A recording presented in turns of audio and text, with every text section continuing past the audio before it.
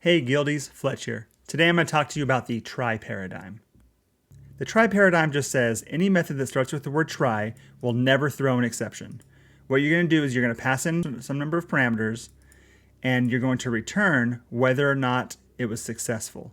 In this case, we're parsing some value, which is this string called SSN, and it will return to you whether or not the parse was successful. In order to get the value, we have this out parameter.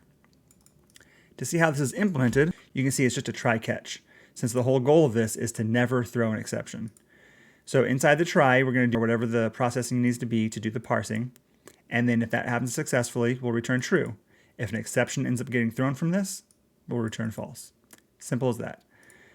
The other way that you can do it instead of a Boolean is with an enum. So in enum, instead, we will say, we know the value is bad without having to throw an exception. We're just going to return failure. If we know the value ends up being good, if it gets through all of this, it'll return success. If an exception is thrown from maybe the database, the SQL connection, maybe something in this link statement, or because this was null and we didn't check for null, and an exception is thrown, we're going to return exception state.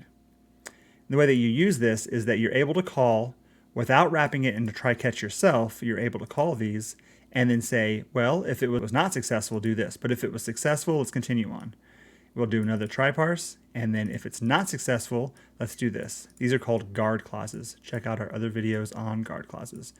But if it ends up being successful from here, it goes on. If it ends up being successful from here, it goes on, and we'll return the value here.